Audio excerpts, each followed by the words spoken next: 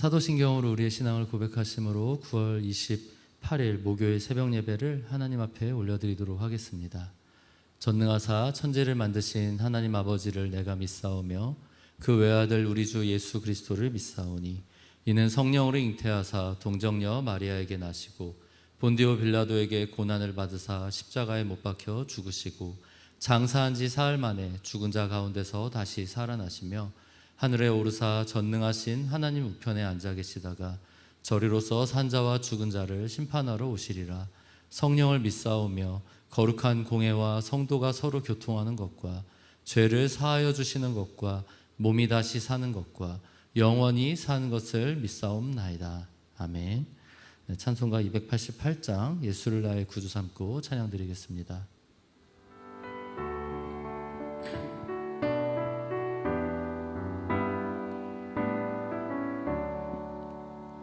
예수를 나의 구주 삼고 성령과 피로써 거듭나니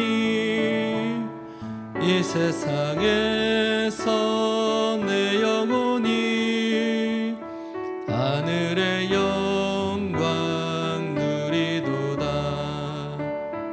이것이 나의 간증이요 이것이 나의 찬송일세. 나 사는 동안 끊임없이 구주를 찬송하리로다. 온전히 주께 맡긴 내 영 사랑의 음성을 듣는 중에 천사들 왕래하는 것과 하늘의 영광 보리로다. 이것이 나의 간증이요 이것이 나의 찬송일세.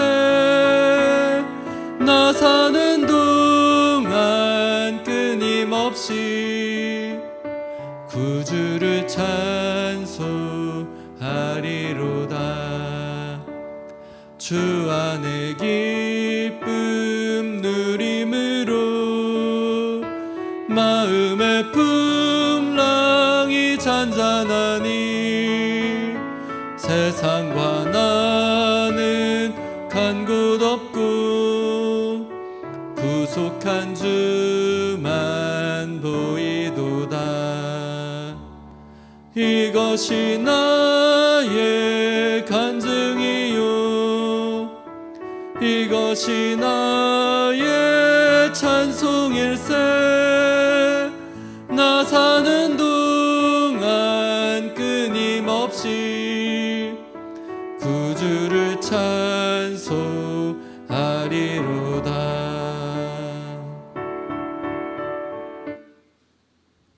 네, 오늘 우리에게 주시는 하나님의 말씀은 구약성경 민수기 14장 11절부터 25절까지의 말씀입니다.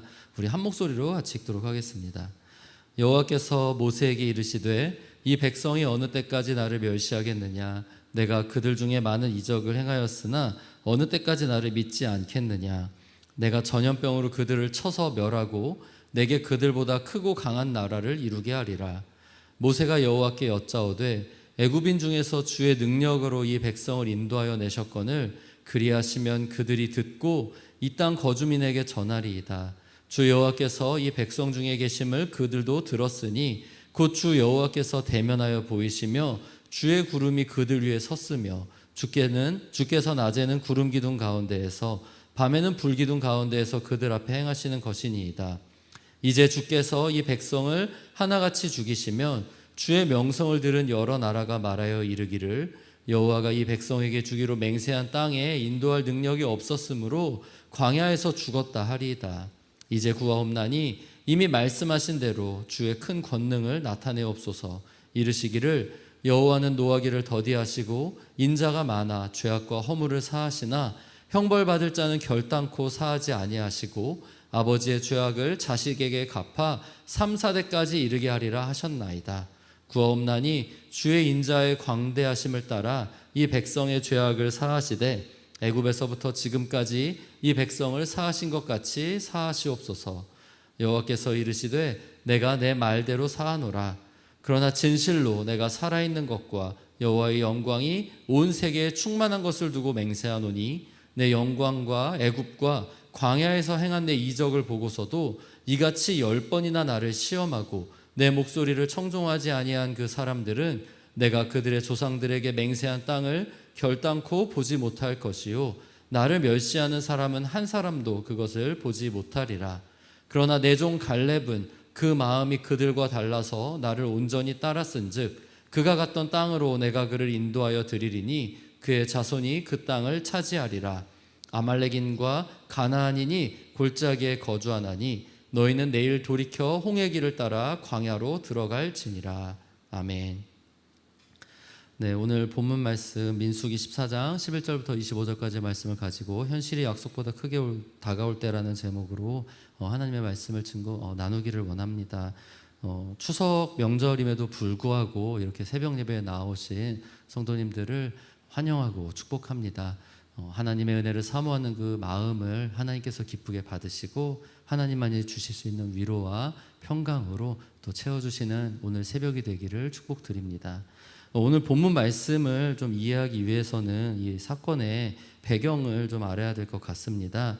오늘 본문 말씀은 이스라엘 백성들이 이제 가나안 땅에 다가와서 그 가나안 땅을 정탐하고 돌아온 데서부터 일어난 사건이었습니다.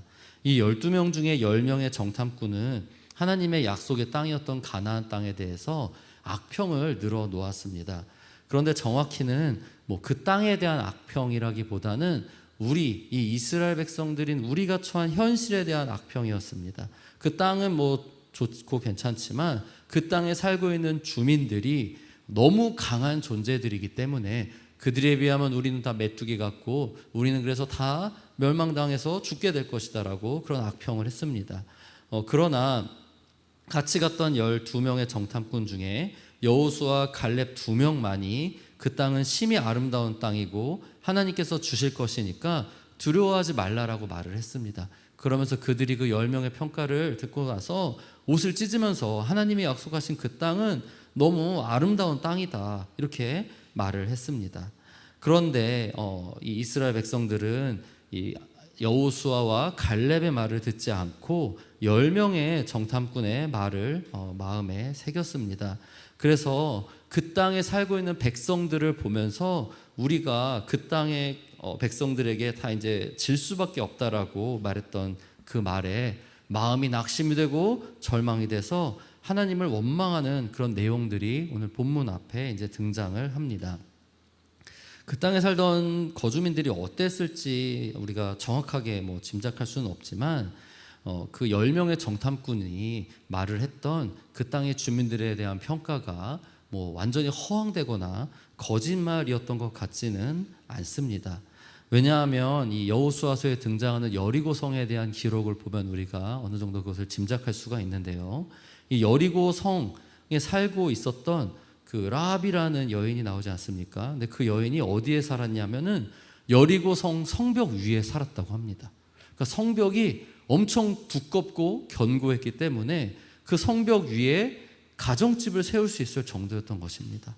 자, 여리고성, 이 가나안 땅 거주민들이 살고 있었던 여리고성이 그렇게 크고 어떻게 보면 발전된 성이었는데 여러분, 이스라엘 백성들은 어떤 상황이었습니까? 수백 년을 노예로 지냈었습니다. 그리고 이제 그 노예 상황에서 막 탈출해서 광야를 돌아다니던 그런 민족들이었습니다.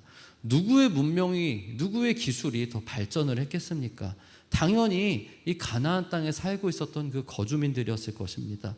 그리고 가나안 땅 백성들이 이 정탐꾼들의 이야기에 따르면 체격도 키도 자신들보다 훨씬 컸다라고 나와 있습니다. 그렇기 때문에 이 10명의 정탐꾼의 말을 들었을 때 이스라엘 백성들의 마음이 두려운 마음이 들고 낙심이 드는 것은 자연스러운 일이었을 것입니다. 그리고 이 10명의 정탐꾼의 말이 어떤 거짓이나 무슨 현실을 제대로 파악하지 못한 것이 아니라 분명히 현실의 어떤 어려움에 대해서 객관적으로 어떻게 보면 현실적으로 잘 파악한 것이기도 하였습니다. 그러한 현실에 대해서 이야기를 했던 정탐꾼들의 말을 들으면서 이스라엘 백성들이 낙심하고 좌절을 한 상황이었던 것입니다.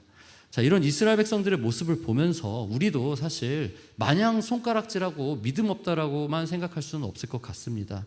우리에게도 살다 보면 사실 이 현실이 너무 크게 다가와서 낙심하고 시험이 들 때가 사실 적지 않게 있기 때문입니다. 하나님이 주신 약속이 분명히 있습니다. 가나안 땅을 차지하려는 그런 약속처럼 개인에게 어떤 하나님이 주신 약속들이 있는데, 그러나 하나님이 주신 그 약속보다 현실이 너무 더 크게 다가오기 때문에, 정확히 말씀드리자면 현실의 어떤 어려움이 너무 크게 다가오기 때문에 우리가 살아가는 가운데 낙심하고 좌절할 때가 참 많지 않습니까? 저도 그러한 시간들, 참 많은 시간들을 겪었던 것 같습니다. 그런 시간들 중에 하나가, 제가 이제 아프리카를 2달 정도 갔다 와서 이제 사역지를 찾을 때였습니다. 하나님께서 분명히 저를 이제 목사로 부르신 것은 분명한데 이 사역지를 갈 곳이 없는 거예요. 제가 일단 아프리카에서 좀 일찍 들어왔어야 되는데 11월 중순에 들어왔습니다. 그럼 벌써 사역지가 거의 이렇게 좀 정리가 되는 어떤 그런 때였습니다. 근데 11월 중순에 들어와서 좀 정신 차리고 적응하고, 그때부터 이제 찾기 위해서 여기저기 교회들 보면서 이력서도 쓰고 하는데 연락이 안 오는 거예요. 제가 기도하면서 다 썼는데 얼마나 낙심이 되던지, 나는 이제 목사로서는 불러주는 데가 없어서 사역을 못하는 건가, 그러한 생각들이 정말 수시로 저를 괴롭혀서 참 마음에 낙심이 들고 좌절하던 그런 감정이 저를 괴롭혔던 시기가 있었습니다. 분명히 하나님의 약속은 있었는데 현실의 벽이, 현실의 어려움이 너무 크게만 느껴졌던 것입니다.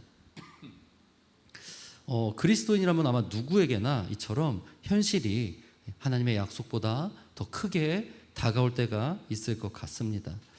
그런데 그런 상황 가운데 우리의 마음이 다 인간이라면 좌절하고 어떤 낙심을 경험할 수밖에 없지만, 오늘 본문 말씀을 보면서 우리가 반드시 기억해야 될 것은, 이 현실의 약속보다 크게 다가올 때 우리가 그런 때 드는 어떤 낙심과 어떤 시험과 절망을 당연하게 생각해서는 절대로 안 된다라는 것입니다. 오늘 본문의 핵심 메시지 중 하나가 저는 이것이라고 생각을 합니다. 우리가 너무나도 현실에 짓눌려서 살 때가 많이 있습니다. 그러다 보면 하나님의 약속도 다 잊어버리고 하나님의 약속도 다 놓치고 그냥 체념하고 현실에 순응하고 살아갈 때가 많이 있는데, 절대로 그래서는 안 된다라는 것입니다. 물론 절망하고 낙심할 수 있습니다. 그 감정 자체를 우리가 막을 수는 없습니다. 그것은 자연스러운 우리의 어떤 반응이니까요. 하지만 그러한 감정이 당연한 것이고 맞는 것이다라고 생각해서 그 감정에 붙들려서 살아가서는 안 된다라는 것입니다. 오늘 본문 말씀 가운데 이 약속이, 하나님의 약속보다 현실이 크게 다가와서 이스라엘 백성들이 다 낙심하고 절망한 상태 가운데 있었는데, 그들에 대해서 하나님께서 오늘 어떻게 말씀하고 계십니까? 멸시라는 아주 강력한 표현을 사용하시면서 이스라엘 백성들을 질책하고 꾸짖고 계십니다. 그러한 가운데 이제 예수 그리스도를 상징하는 이 모세의 중보 기도를 통해서 하나님께서 이스라엘 백성들을 용서하여 주시지만, 그러나 또 징계를 내리는 것을 우리가 볼 수 있습니다. 이 약속보다 현실이 크게 다가와서 우리가 절망하고 낙심할 수밖에 없는 것은 사실이지만, 그러한 감정에 붙들려서 하나님 앞에서 계속 원망하고 자기 연민에 빠지는 것은 하나님을 멸시하는 태도라고 오늘 본문은 말씀하고 있습니다. 사실 그것은 당연한 것입니다. 왜냐하면 이스라엘 백성들이 여기까지 어떻게 왔는지를 생각해 보면 그렇지 않습니까? 하나님께서 이스라엘 백성들을 그 애굽의 노예 상태에서 건져내셨습니다. 출애굽하게 하셨고, 거기서 홍해를 가르시고 아말렉 민족과의 싸움 가운데서 완전한 어떤 기도 가운데 승리한 걸 경험하게 하시고, 광야에서 만나를 내리게 해주시고 물이 나오게 하는 등 수많은 기적을 통해서 하나님께서 이스라엘 백성을 여기까지 인도해 주셨습니다. 그 많은 기적을 통해서 하나님께서 하나님이 얼마나 위대한 분이시며 얼마나 전능하신 분이신지를 충분히 이스라엘 백성들에게 보여주었고 말씀해 주셨습니다. 그럼에도 불구하고 이 현실의 어떤 어려움을 바라보면서 이 가나안 백성들의 어떤 그 힘을 보면서 이들이 하나님의 약속을 망각한 채 현실에 붙들려서 낙심한다는 것은 지금까지 수많은 이적을 보이시고 구원하여 주시고 보살펴 주신 그 하나님을 이것은 무시하는 마음 상태였다라는 것입니다. 그래서 하나님께서 그렇게 수많은 이적을 행하셨는데 아직도 하나님을 믿지 않는 이스라엘 백성을 보면서 탄식하고 그들이 나를 멸시한다라고 말씀하고 계신 것입니다. 이러한 말씀은 우리에게도 동일하게 적용되는 줄로 믿습니다. 여러분, 우리의 인생을 지나온 인생의 여정길들을 한번 연휴 기간 동안에 잠시나마 돌아보는 시간을 가지셨으면 좋을 것 같습니다. 그 인생의 시간들 가운데 수많은 굴곡과 어려움의 순간들 가운데 우리가 어떻게 여기까지 올 수가 있겠습니까? 지나온 세월도 돌아보면 다 은혜이고 하나님의 도우심과 지키심과 보호하심이 있지 않으셨습니까? 죄 가운데 빠져서 죽을 수밖에 없었던 우리를 하나님께서 먼저 찾아오셔서 그 흑암의 권세에서 건져내시고 하나님의 자녀로 삼아주시고, 그래서 이렇게 새벽에 하나님 앞에 나와서 주님 앞에 예배드릴 수 있는 그런 하나님의 백성으로 인도하여 주시지 않으셨습니까? 그 은혜가, 그 하나님의 구원의 은혜가 얼마나 큰 은혜입니까? 얼마나 놀라운 하나님의 능력입니까? 그럼에도 불구하고 우리가 우리 앞에 주어진 그 현실의 어려움이 하나님이 나에게 주신 약속보다 크게 다가와서 낙심하고 절망한다라는 것은 지금까지 나에게 주신 그 하나님의 은혜를 내가 무시하는 것이고 하나님의 그 능력을 내가 지금 멸시하고 있다라는 것입니다. 자, 그렇기 때문에 우리가 우리의 상황 가운데서 이 연민에 빠져서 그저 낙심하고 절망해서는 안 될 것이고요. 그 가운데 물론 두렵지만 무섭지만 나 자신에 대해서, 내 마음의 상태에 대해서 직시하고 내가 지금 하나님을 멸시하고 있는 것은 아닌지 확인할 수 있어야 합니다. 자, 그렇다면 지금 나에게 이 주어진 현실이 약속보다 더 크게 느껴져서 내 마음이 낙심되고 두렵고 불안하다면 내가 어떻게 해야 하겠습니까? 무엇을 해야 할까요, 여러분? 그에 대한 답이 저는 참 아브라함이 생각이 나더라고요.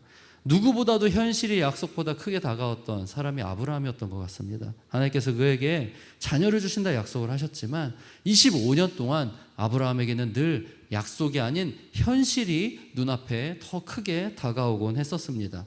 25년의 기다림, 정말 쉽지만은 않은 시간이었습니다. 그 시간들 가운데 아브라함이 현실이 너무 크게 다가오니까 현실적인 방법들을 막 사용하지 않습니까? 하나님의 약속을 그가 이렇게 축소하고 왜곡해서 생각하지도 않았었습니까?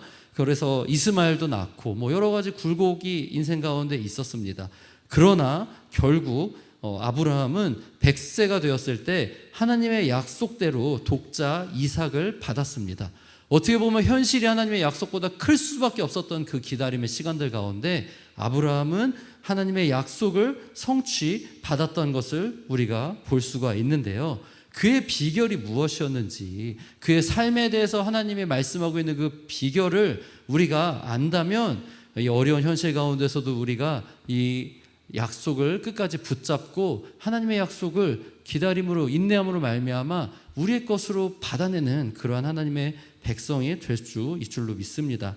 이 아브라함에 대해서 단적으로 평가하는 어떤 성경의 말씀들이 몇 군데 있는데, 특별히 로마서 4장 19절 이하는 이렇게 말씀을 하고 있습니다. 제가 읽어드리도록 하겠습니다.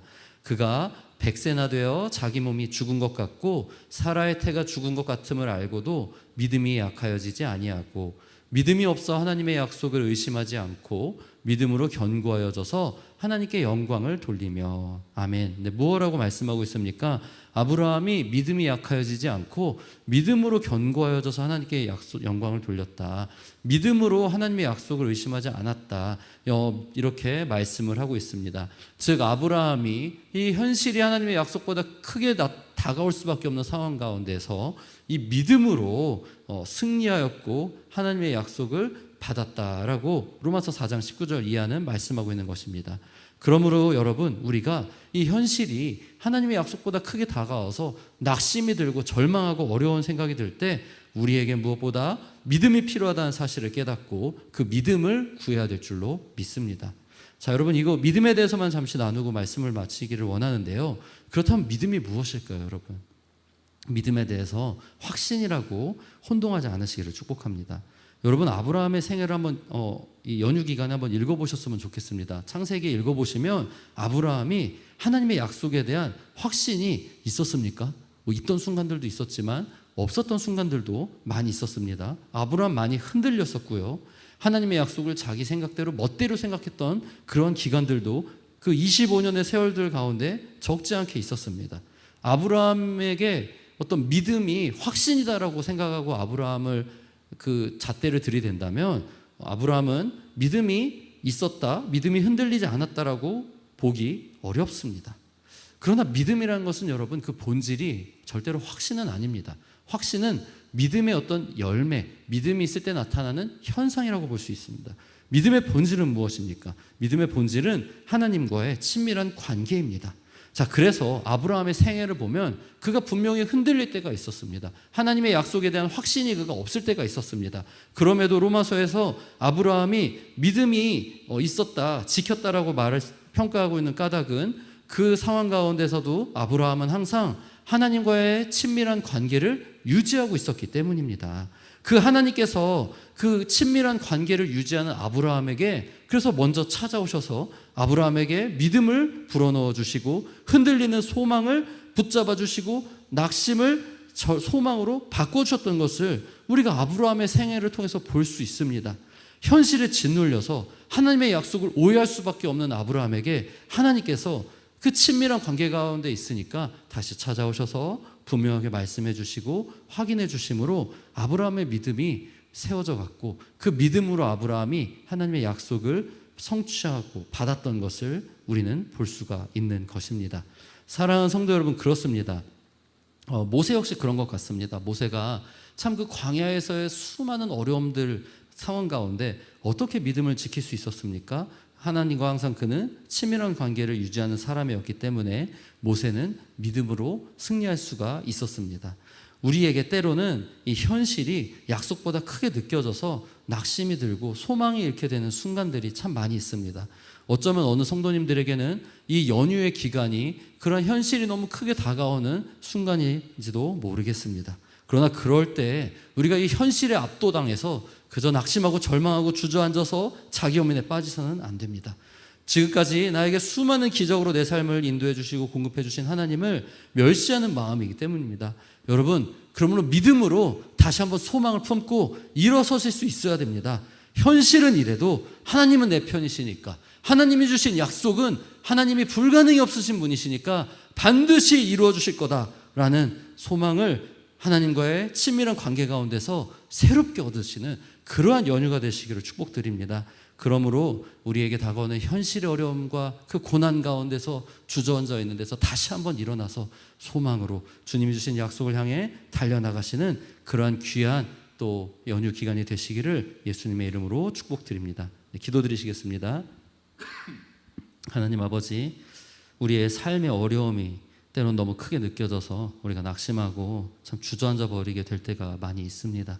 그러나 그 어려움이, 그 현실이 하나님의 약속보다 크지 않다는 것을 우리가 다시 한번 기억하고 다시 한번 소망을 품을 수 있기를 이 시간 기도드립니다.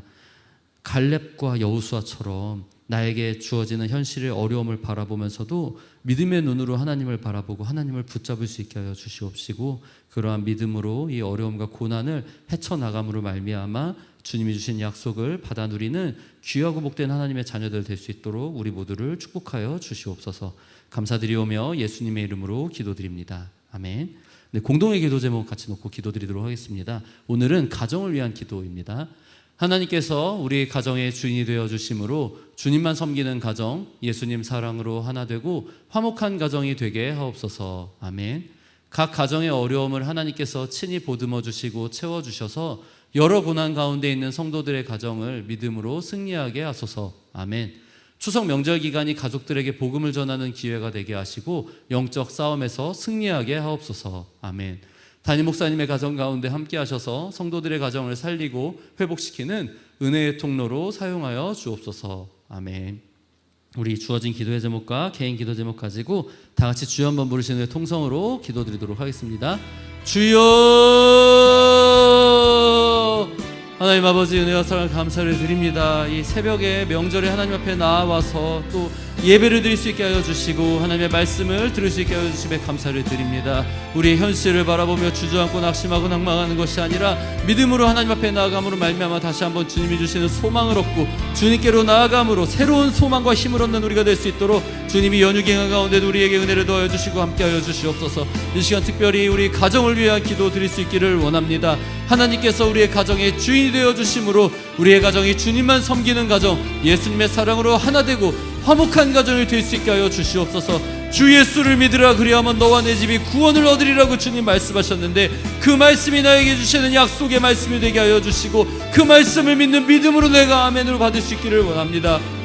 우리의 가족들 아직도 하나님을 알지 못하고 주님을 원망하고 신앙생활하는 나를 핍박할 때도 있지만 내가 저들을 주님의 마음으로 기도하고 내가 주님의 모습을 보임으로 말미암아 나의 믿지 않는 가족들이 하나님께로 돌아올 수 있도록 성령님 우리의 가정 가운데 구원의 은혜를 베풀어 주시옵소서. 우리 각 가정의 어려움을 하나님께서 친히 보듬어 주시고 채워주시기를 기도드립니다. 여러 가지 고난과 어려움 가운데 있는 성도님들의 가정이 하나님을 향한 믿음으로 승리할 수 있게 하여 주시옵소서. 현실의 어려움에 낭망하고 주저앉아 우는 것이 아니라 이 상황 가운데서도 하나님께서는 나와 함께 하시며 전능하신 하나님께서 나를 이 문제로부터 구원해 주시는 하나님이심을 믿고 소망으로 아버지 하나님 앞에 나아가 기도드리고 주님을 더욱더 의지하는 귀하고 복된 인생 될 수 있기를 기도드립니다. 세상의 방법 아버지 우리가 바라볼 때마다 방법을 의지하게 될 때가 많이 있지만 그럴 때마다 하나님께로 눈을 들어 주님을 바라보고 주님을 의지하게 하여 주셔서 현실에 바라보며 낙심했던 우리의 마음이 주님을 바라보므로 말미암아 소망으로 바뀔 수 있게 하여 주시옵시고 여러 가지 크고 작은 어려움과 고난 가운데 있는 성도님들의 마음을 하나님께로 향할 수 있게 하여 주시옵소서. 사람에게 다 말하지 못할 어려움들과 아픔들과 고난들이 있습니다. 주님께 가지고 나아가 토해놓을 수 있게 하여 주시옵시고 그 가운데 주께서 슬픔 대신에 기쁨을 제 대신에 화관을 씌워주심으로 말미암아 새로운 회복이 임하는 그러한 명절 될 수 있도록 성령님 역사하여 주시옵소서. 우리 추석 명절 기간이 또한 우리의 가족들에게 복음을 전하는 기회가 될 수 있기를 기도드립니다. 상황과 환경을 열어주셔서 주님의 양기를 그리스도의 복음을 전할 수 있게 하여 주시옵시고 우리의 말뿐만 아니라 우리의 행동을 통해 우리의 섬김과 우리의 삶을 통해 우리의 가족들이 주님을 보고 주님을 만나고 주님께로 돌아올 수 있도록 성령님 역사하여 주시옵시고 수많은 영적 싸움들이 또한 있습니다. 우상 숭배하는 우리의 가족들이 있다면 그들의 죄를 우리가 회개할 수 있도록 주여 또한 은혜를 더하여 주시옵시고 속히 모든 우상 숭배와 세상을 섬기는 데서 벗어나 우리 가정이 주님께로 돌아올 수 있게 하여 주시옵시고 그 모든 영적 싸움 가운데 우리가 깨어서 예수 그리스도의 십자가 더욱더 붙잡고 사랑으로 용서로 희생으로 섬김으로 인하여서 영적 싸움을 승리할 수 있게 하여 주시옵소서. 우리 담임 목사님의 가정을 위해서 또한 기도드리기를 원합니다. 우리 담임 목사님의 가정 가운데 함께하여 주셔서 성도들의 가정을 살리고 회복시키는 은혜의 통로로 사용하여 주시옵소서. 가정 가운데 늘 하나님의 보호하심의 은혜가 흘러 넘치며 주님의 은혜로 말미암아 하나님을 누구보다도 사랑하고 주님께로 나아가는 그런 귀하고 복된 가정이 될 수 있도록 우리 담임 목사님의 가정을 축복하여 주시고 믿음을 더하여 주시옵소서.